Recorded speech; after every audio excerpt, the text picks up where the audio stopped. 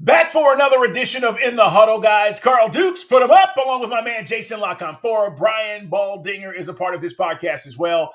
And we are counting down now to the start of free agency. But before we get there, this week, as we record this podcast, it's Combine Week. And we are now going to start taking a look at team needs. And we're going to start in the back of the draft, not in the front. Okay, we know the Bears have the first overall pick as we speak right now. They may trade it. But let's start in the back of this draft because we're going to kind of come back to forward, all right? Backwards to forwards. And we want to talk about the Chiefs, the Ravens, the Lions, and the 49ers today because those were the teams we were watching at the end of the season. And believe it or not, yes, they were great, but they all still have needs. So, Jason, as we get started, let's talk about the Super Bowl champions, the Chiefs. I think more than anything, they got to find some more wideouts. Now, whether it's in the draft or free agency or however they're going to do it. But Rashee Rice, he was accountable. Obviously, Travis Kelce is Travis Kelce. Outside of that, I don't trust any of these guys. And believe it or not, McCole Hardman, Richie James, set to become free agent. They've got a bunch of other guys that are under contract, including Marquez Valdez-Scantling, which, again, I don't know what that means. Kadarius Toney's under contract. But they've got to find some more wideouts. Guys, they do have 6 draft picks in this draft as we speak right now. Jason, do you just say, screw it, I take the best wideout at the end of this first round, whatever that is?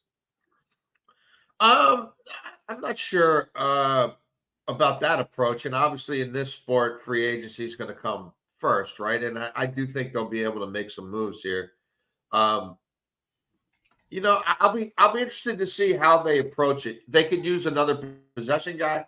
They can obviously use a home run hitter. The deep ball just wasn't there, right? And Rice does a lot of nice things underneath. We know what Kelce is, and he'll get some big plays, yards after the catch, but he's not catching the ball 50 yards downfield. MVS showed up a few times in the playoffs. I think he might be a bit of a salary cap casualty, though, when it's all said and done. If they can upgrade over him, then I think they'll move on from him. So, would they rather, rent a one-year mercenary potential deep guy like Brandon Cooks, right? And then lean into receiver in the draft? Do they go if Keenan Allen is cut by the Chargers, I get it, he's not the downfield guy, but if you had Keenan Allen and Kelce and Rice, you've now taken care of, short, intermediate, intermediate/deep, and then maybe you take a flyer on a deep guy in the draft. Who can take the top off a little bit. Mike Evans would be interesting. Again, more like the Keenan Allen possession guy at this stage, but just a playmaker, a guy with a big catch radius, a guy who can just make something out of nothing. They probably need to do one of each, to be honest with you. But in terms of the draft, if they stay at the back end of the draft, their tackle play really oscillated through the year, and I know they made a splash signing a year ago, and that dude, right, the first game of the year, he's lining up 5 yards behind the line of scrimmage. Do you want to run that back? They won one, with Orlando Brown and company and decided they thought they could upgrade off of that. So I think there's probably going to be an offensive lineman just sitting there for them at the end of the first round who they have a pretty high grade on. Who may start as a swing guy and then who knows, maybe take over sometime during the year. If that doesn't have to happen, then you've got somebody long-term. But they've drafted incredibly well, especially on defense. Not a ton of holes there. Their whole offseason to me is really about Chris Jones. And I'm sure they will make that happen. I'll be shocked if they don't make that happen. Yeah. But they've got to make that happen. And I'm sure they'll also continue to throw resources into their defensive front. Karlaftis, some of the young edge guys, I think, are coming along. But let's face it, Chris Jones is getting to a period now where he's not Chris Jones every week. Chris Jones, November, December's, he's going to have to manage himself. And they didn't have a deep enough rotation up front. They need to be able to go, hopefully this year, 7 deep, Hopefully your 8th guy, you're making some decisions on game day, or there's somebody on your practice squad who you think could play, could be a rotational defensive lineman in this league. So I think those are some of their needs. Brett Veach, Andy Reid do a tremendous job. The quarterback makes everybody better. Right. And I think we'll find out, is the division catching up to them at all? What is Sean Payton in year 2? What is Antonio Pierce in year 1, full-time NFL head coach? And how much of an impact does Harbaugh make? Because let's be real, the rest of the division is obviously chasing. They have 5 guys on that D-line that are hitting free agency. And to your point, depth is an issue. The Chris Jones thing, listen, at the parade, you guys heard him. I'm not going nowhere. He wants to be there. I agree. He'll get his loot. He'll get his bag. The Donovan Smith thing is interesting. That's left tackle. He hits free agency. And that's, Jason, that's where I agree with you. If an offensive lineman is there that has a high grade, you got to protect Patrick Mahomes. I think you choose that potentially right now where we're at over the wide receiver situation, because you could address that in free agency.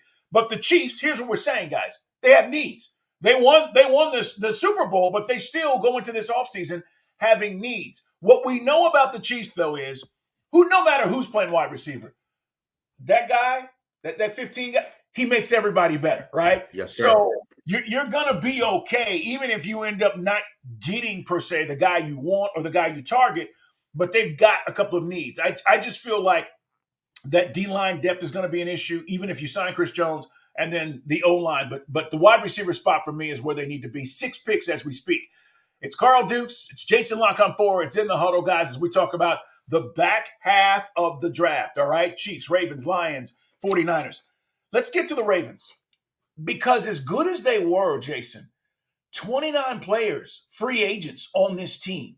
So all of a sudden now, Eric DeCosta's got a lot, that's the general manager, has got a lot of decisions to make when it comes to not only the O-line, which you're talking about Lamar, the linebacker situation, DBs, who's running the football.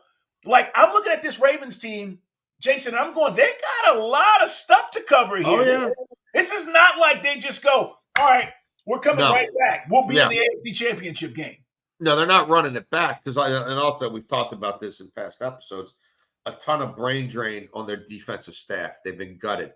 So yes, again, part of the reason people around here won't forget Todd Monken and John Harbaugh and Lamar Jackson decided they didn't need to run the football in that game is because they hadn't been in one of those games around here in like 50 years, hosting an AFC Championship game, and yeah, there's no guarantees you get back. And frankly, a whole hell of a lot of things are going to have to break right for them to get back. This is the time of year where everybody has their list out, right? Best potential free agents. Trust me, on my show, we talk about this 4 hours a day. We've seen them all. You're going to see 6 Ravens in everybody's top 50, top 60. And you're going to see, if the people who really dive deep, you're going to see 12 or 13 Ravens free agents in most people's top 175, top 200 available. The cap went up. Oh, the cap went up for everybody. The Ravens still, versus most of the field, are not in a great space to win bidding wars. And they don't generally want to win bidding wars. And this owner hasn't done a whole lot outside of the building, frankly, in free agency. And so when you don't really buy other people's players, and a lot of your best players are free agents, and it's your first full offseason with Lamar making this money, because remember, last year the drama dragged out into the offseason, there's certainly questions to be asked. To me, the biggest deficiency on the team is the group of edge rushers. And you can say, well, how could you say that? They just led the league in sacks, and they were the first team in NFL history to be the number 1 scoring defense, lead the league in takeaways, and lead the league in sacks. And I'd say, well, let's look where those sacks came from. And Clowney and Van Noy are free agents. Justin Madubuike will get franchise tagged. I don't know that Justin Madubuike is going to get 13 sacks again next year. Like he might.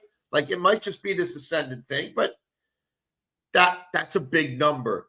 And I can tell you this: they got less than 5 total sacks, or less than 7 total sacks out of Odafe Owe and David Ajabo, and that's a first-round pick. And they looked at Ajabo as basically a redshirt first-round pick. Remember, he hurt himself at Michigan on his pro day. The Ravens take him day 2 the following year, redshirt him year 1. Year 2 was supposed to be his breakout. He had 1 sack week 1, suffered a season-ending injury. The guy has not played much football in years. And he was supposed to be the person taking over for this sort of passing of the baton from Judon and Suggs to these young guys. Tyus Bowser won't be back. He was I know he didn't play last year, but he was a very useful edge defender for them in a multitude of ways. I'm not sure if any of those guys are coming back. Like, you're not getting Jadeveon Clowney for $5-6 million. He's going to want 10. He was making 10 a year in Cleveland. Like, are they going to do that? Are they going to be able to do that? Van Noy's not coming back for a couple million. Guy almost had 10 sacks, didn't even play a whole season because he came off the couch in October.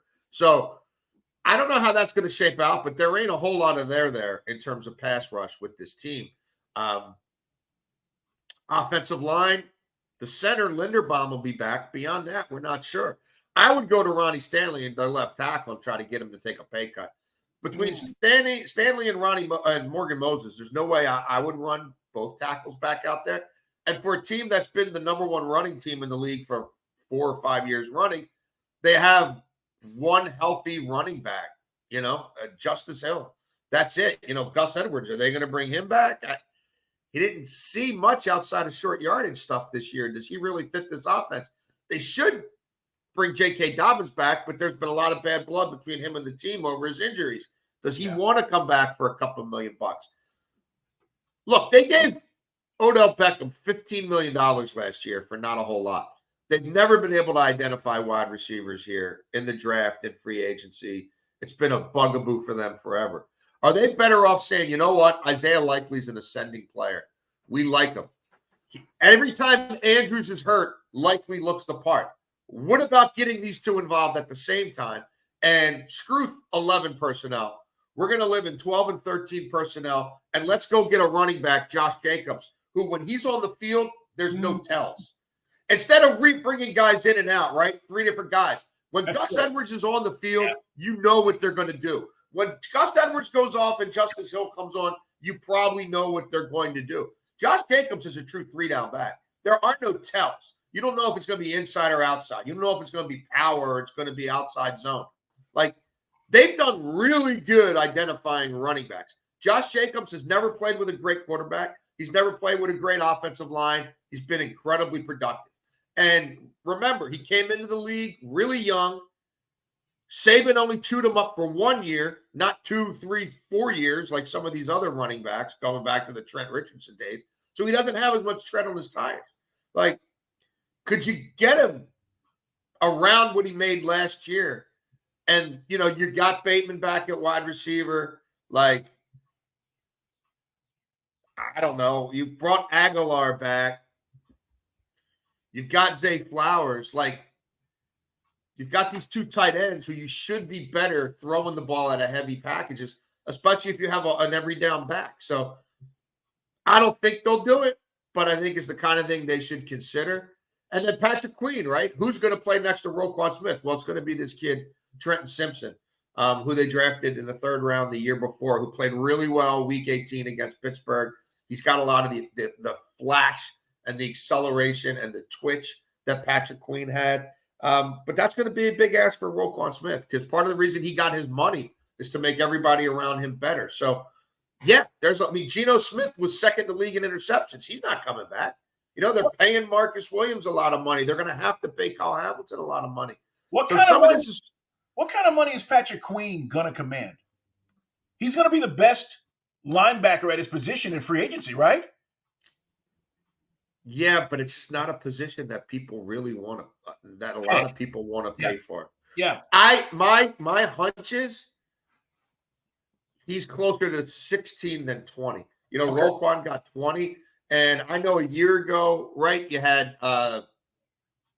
Edmonds leave Buffalo to replace Roquan Smith in Chicago for like 18 and a half. But, like, I don't know that Patrick Queen's going to get that. Like, he's gotten better in coverage. I'm not going to sit here and tell you he's great in coverage. Like, he's gotten better not overrunning plays and wrapping up, but I'm not going to sit here and tell you he's the surest tackler in the history of the world. And when he had to wear the green dot, right? And if you're going to pay a guy 16, 18, 20 million a year, he's supposed to be your central nervous system. When he had to wear the green dot, it was so bad that they went and hemorrhaged the draft to get Roquan Smith. Right. So, like, does he end up like, does Mike McDonald say out in Seattle, that's the guy I got to have? You know, like Jordan Brooks is up. Like, Jordan Brooks was in that draft. Like, does he say, right? Jordan Brooks went to Seattle right before the Ravens took Patrick Queen. Like, does he say, I got to have Patrick Queen to teach this to everybody? Maybe. Like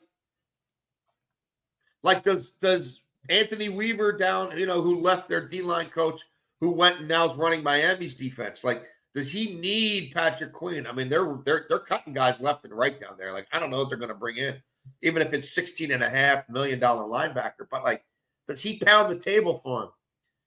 Because if not, I start having a hard time finding who's going to give this guy 18, 19, 20 million a year. Like, I'm not so sure it's out there for him. Yeah, no, listen, those are interesting connections and places where he could end up. As guys, we're talking about the back half of the draft. We're talking about the Chiefs. We're talking about the Ravens. These are the teams we saw in the NFC, AFC championship games, but they still all have needs. And I think more than any of these teams we're going to discuss today, the Ravens have the most things that they have to deal with. They got more players hitting free agency, and Jason's laying out all the possible scenarios. And as he mentioned, they've been gutted in the coaching staff. Speaking of that, Jason, does the defensive scheme change under the new DC? They stay the course, even though they got a new staff in there? No, I think a lot of the principles and philosophies stay the same. Because that could change personnel, right? If it did. Yeah, I would be really surprised if Zach Orr came in here. And, you know, Zach Orr played linebacker for the Ravens. He coached linebackers. Mike McDonald coached linebackers, right? He coached under McDonald. Those two know each other going way back. I don't think he was anointed the next man up to take this in a whole different direction from where it went, right? Like, they put a scheme together that allowed guys at every level to play at an all-world level, right? Like, it brought out the best in Justin Matabike, who they're going to have to pay $22 million a year now moving forward, right, to be their 3 technique. It brought out the best in Kyle Hamilton, who went from, like, this freak athlete, but what position does he play, to wherever McDonald put him, he dominated. He dominated all 3 levels second half of the season. So, right, you want to keep that intact. And Roquan Smith was the force multiplier in this defense, and everything that he touches works. So I don't think it's going to change dramatically, schematically. I do wonder, though, if he's going to have the same Midas touch that McDonald, working with Denard Wilson, who's now running the Titans defense, the way that they change their coverage, you know, the ability to so easily toggle between any zone defense you want to throw out there, and knowing when to mix that up, and knowing sort of what to show and what to hide. I don't know that Zach Orr comes in day one and has that. Mike McDonald didn't have it the first 6-8 weeks of his defensive coordinator stint in 2022. It didn't take off till they acquired Roquan Smith in the middle of the 22 season. And then from there to now, it's been amazing. The defense is going to regress. They're not going to lead the league in sacks next year. They're not going to lead the league in takeaways next year. They're not going to be the best scoring defense in the league next year. Like, if you're counting on all that as part of this equation, I think you're doing it wrong. I think they're going to have to play more keep away offensively, because I think the defense is going to have some more holes. And I'm not sure the defense is going to give the offense all those short fields and all those takeaways again. Because, again, you tell me for this team right now who rushes the passer. Because, like, even Matabike right now isn't under, like, he's not technically under contract, but they're going to tag him. But,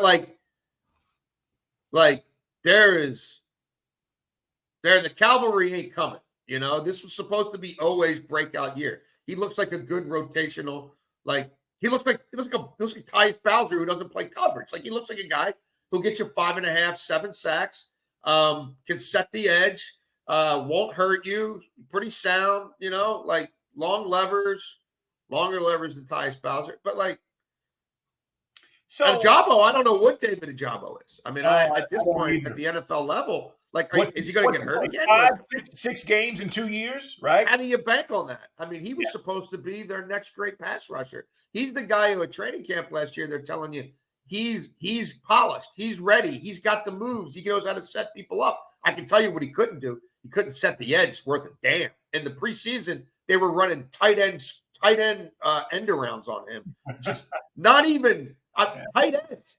They were running tight ends at him in the run game just because they knew he couldn't hold up. Yeah, it's so here's the deal, Ravens fans. Offensive line, outside linebacker, wide receiver, running back. I mean, the cornerback depth. There's a lot to address there. The Ravens are going to fundamentally change. I'm curious to see if they can maintain where they were. And I'm with Jason. Something's going to take a step back. So, and probably it's going to be the defense. We're going to come back. Speaking of defense, the Detroit Lions were right there. What do they need to add to their team as we talk about the combine this week and also getting ready for NFL free agency? We're coming back in just a moment on In the Huddle.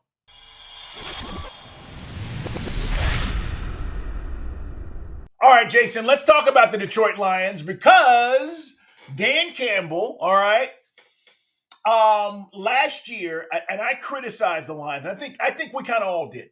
But let's go back. Jahmyr Gibbs, right? We said, what the hell are they doing?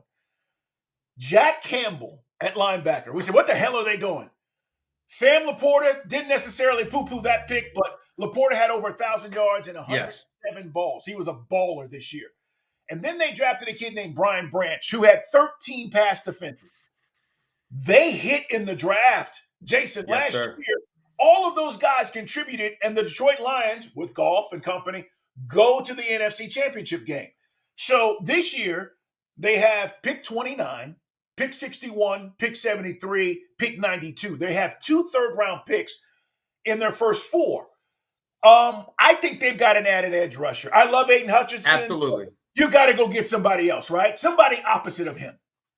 I mean, look, do they go out and say, hey, Clowney, we'll get, people are thinking that you want, 10 is your floor. Like, do they have a meeting with his people and basically say, don't do anything without calling us? Like, because he's not going to blow up your cap for years to come.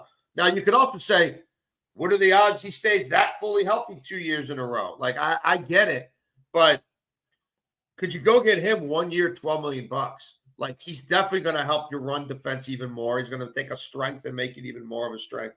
Like, it's a unique body type. Like, you have to sort of account for him. Like, I'd rather do that than do something crazy for Chase Young. You know what I mean? And you're thinking about maybe cutting the guy. We're sitting here a year from now saying, how can they get out of Chase Young's contract?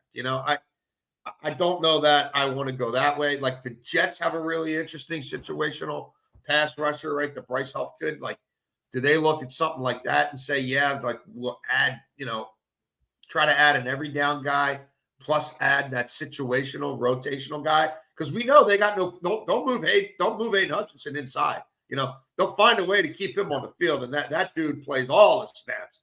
So I think it really all starts at D-line for them. In my mind, is the secondary the greatest in the world? No. I think they need to keep drafting corners and safeties. But if that's a team that can get a pass rush with 4 with a little more regularity, without the ebbs and flows that come from only really having one guy you have to defend, I think you add a D. I'd like to see them solve some of their problems in the free agency so that the draft's a luxury, because they're not used to picking where they're picking, and it's a whole different ball game where you're picking where you're picking. Like, you got a whole lot less say in how this is going to go down, right? So, like, if they could add a serviceable D tackle and someone who's a potential difference maker on the edge, now we can throw our dart at the best player available. You know what I mean? Each time we come up at the bottom of a round. Like, I think that's the position. They need to be in a position of strength before the draft. You don't want to go into the draft chasing needs, because when you chase needs where they're picking, it's all just a whole different scenario. The odds are even more stacked against you.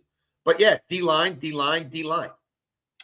They are also, when we talk about the Lions, they were 19th in yards allowed, 23rd in points allowed. So that is the thing. Like, their offense was really good. We knew that, and that's what kind of carried them.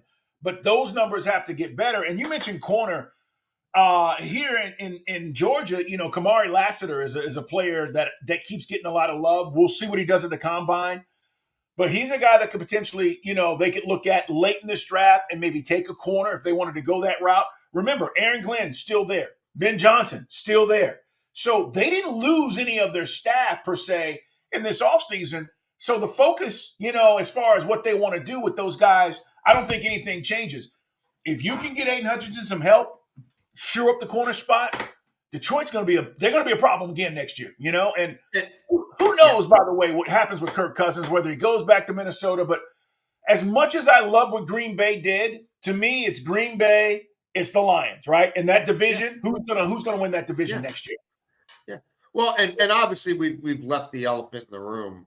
Like, they've got to secure, like, they've been talking to Jared Goff now forever. Like, that needs to get done. Like, we need to know what he's going to cost moving forward. Like, what is his range, Jason? Like, is he Daniel Jones? 45 to 55. I mean, 40. I mean, after the playoffs, 47 to 55, just depending on. Okay. I how stuck in he gets. I don't really think he wants to be anywhere else, and he's at a point in his life, and he's made enough money where I think at a certain point you let your agents know that. I really like playing in this dome. I really like playing with all these young, twitchy guys who make my stats look good after I check it down to them. I like throwing the ball 3 yards to Jahmyr Gibbs and getting 36 in my box score. But they've got to secure that. And then what I also like that they do have going for them, though, even though they're picking so low, you're already starting to hear it. You're going to hear more and more about offensive line, the best offensive line draft ever. And I'm not going to tell you that the Lions won't dabble with that because value's value, but they're not. Most teams are sitting there saying we need multiple offensive linemen. Like, even these 4 best teams in the league we're focusing on today.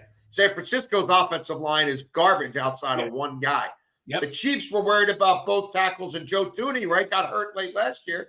Joe Thuney, he's way closer to the end than the beginning. Baltimore, outside of Linderbaum right now, they can't tell you what their starting 5 is next year. The Lions don't have those issues. Right now, it looks like he's going to be back. Like, get him healthy. It's a deep, young, for the most part, offensive line. So while everybody else is grabbing these tackles and guards, it's pushing people down the board to them, right? We don't need a quarterback. We're going to sign Jared Goff. So 5 or 6 of them go in the first round. Helps. That's fine, right? Yeah. So now we've moved up 5 spots. Right. Let's say 8 offensive linemen are gone before them. Now we've cut the first round in half. So there might be a D lineman, or a potential impact corner who should have gone higher, but they're not because of these runs on other position groups. So that's why if you feel really good about your D line going into that draft, you might really have a chance to put some things over the top in April. It is. It's going to be interesting for the Lions to see how they add to a very talented roster. And now, Jason, there's expectations. There's never been expectations for the Lions. There's expectations now that they're going to have to deal with, and that's a different kind of pressure. You can tell me, like you said, drafting, 1 through 5 for the last 10 years. Okay, great. Now it's a different expectation. All right, we're going to come back. We're going to break down the 49ers as we talk about the last 4 teams in this draft. The 49ers currently have the 31st overall pick, but they do have a luxury this season when it comes to the draft. We're going to tell you about it next on In the Huddle.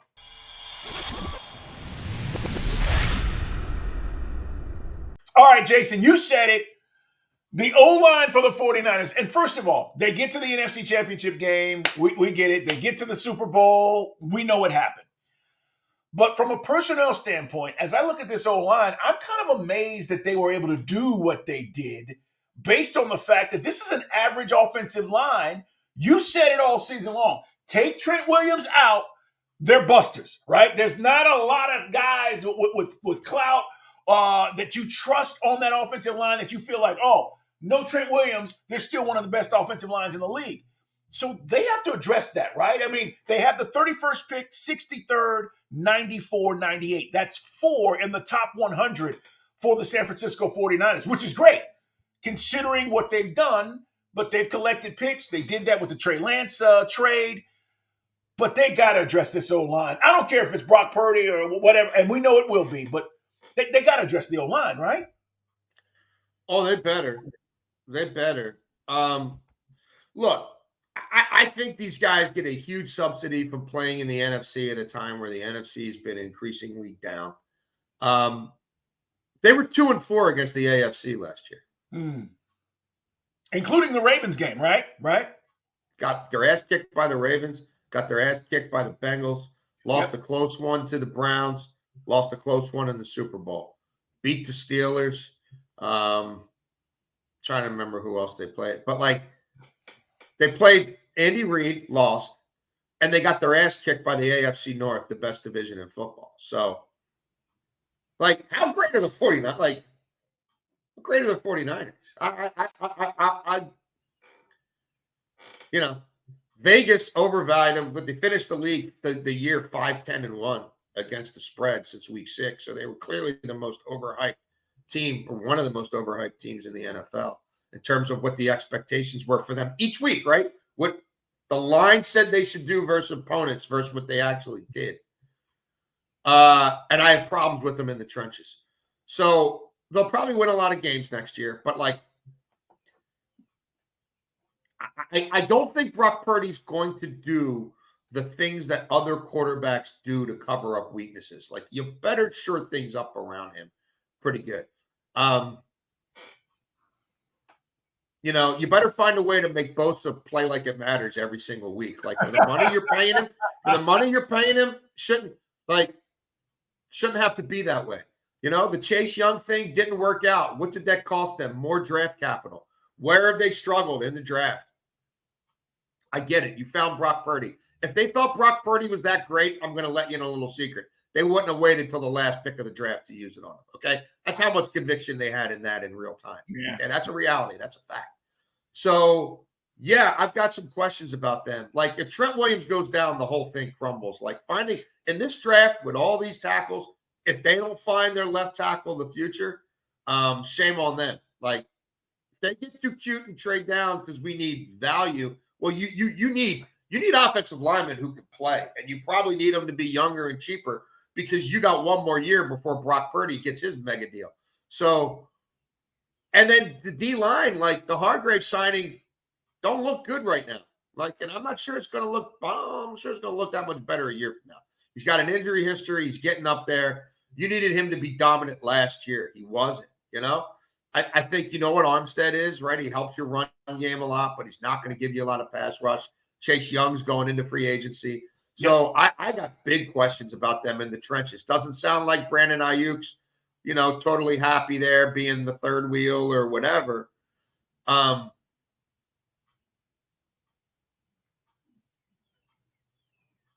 And, like, again, this is not a team that's drafted exceptionally well. You made a splash trade at the deadline, which we all applauded, and the sentiment was right, but it didn't work out, and now you're going to pay the piper for it.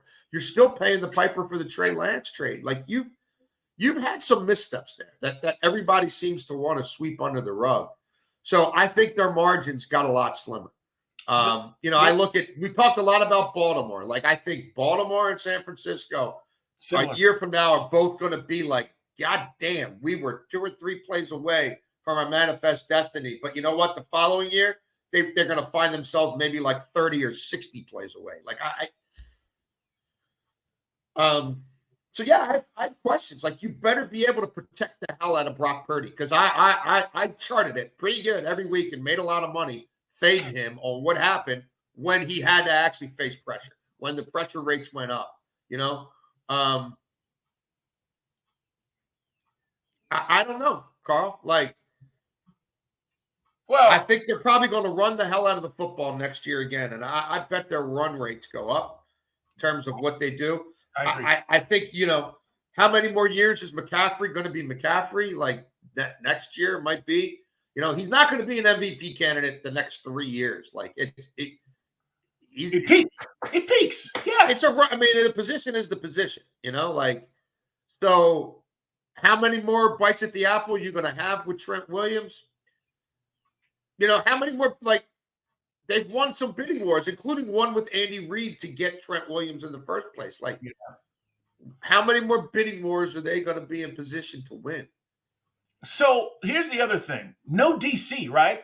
Right now. It's going to be Brandon Staley. I would be shocked if it's not Brandon Staley. All right. They're going to drag this out and make it look like, oh, it was so time consuming and all. Like, oh, my goodness, we put so much into it and we just came back to this guy. But, like, I think that's what it's going to be. Okay. So, and the only that was a fraud move, Kyle. That was a fraud scapegoat, fraud Nepo baby move. Be better. Be better. Yeah. Look, you were talking about Steve Wilkes being let go. And again, we could talk about that for another 2 hours. But yes, they still, as we speak, don't have a DC. That's why we're saying, does that matter as they approach this? Listen, John Lynch, this is how I think about what John Lynch is. He's done this. He's the defensive guy. He's played defense. Whatever direction John Lynch wants to go with the draft is what they're going to do anyway. I think it doesn't matter if they currently have a DC or not. But I know 49er fans have hit me up and said, hey, we don't have a DC. What direction are we going to go? Relax. That'll be resolved. The big thing for me is they've got 11 picks. It's a lot. And 4 in the top 100. And to Jason's point, this is the first time they've not had this is the first time they've had a first-round pick since 2021. You guys know who they picked? Trey Lance. And he's not even on the team anymore. So first time you've had a first-round pick since 2021, you better make it count as you continue to draft and build depth. And to your point, what's the replacement plan here? Because that, to me, is the big issue with the 49ers. Yeah, they have Ayuk and Samuels and Jennings. I get it. But that upfront situation, to me, is the most important thing. And if you feel like Jason McCaffrey may take a step back, which he might, then that becomes even more apparent to me. Like, I've got to be able to open up holes and make this run game as efficient as possible. So we're going to see what Kyle Shanahan does, but the 49ers definitely have needs. And here's the deal, guys. All the teams we saw at the end of the season, as great as they were, go into an offseason with uncertainty.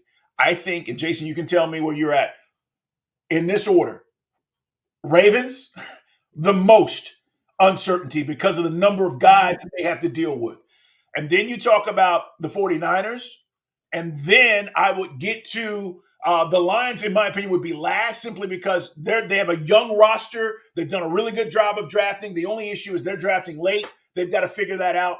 And then, the third team I think that's dealing with a lot of adversity, at least in the offseason, would change is the Chiefs, because they've got to find a way to protect Patrick Mahomes, and they've got some other issues. We can say Mahomes, it doesn't matter who he throws to. If you give him a star receiver or a down the field, take the top off guy, that changes the Chiefs. Chiefs cannot, in my opinion, get back to the Super Bowl averaging 17 points a game as they did this year. The defense was unbelievable. Something's got to give. So we'll see how this all plays out, but we're going to continue to talk about the back half of the draft and come this way as we count down to get all the way to the Chicago Bears, who currently have the number 1 pick. Jason, it's always fun, man. Always good to talk with you. My pleasure, buddy. Always enjoy it. And you guys follow us on YouTube as well. It's In the Huddle Pod. You can follow us here at In the Huddle. Like us and tell your friends. We're always talking NFL, and we're giving you the latest on what we know as we head into the Combine. Next time we talk, we'll be talking about what we learned at the Combine. A couple of quarterbacks are not throwing. That's not unusual, but we'll get into all of that and maybe who really helped their draft status going in and coming out of this week next time we talk. Take care, everybody. It's In the Huddle.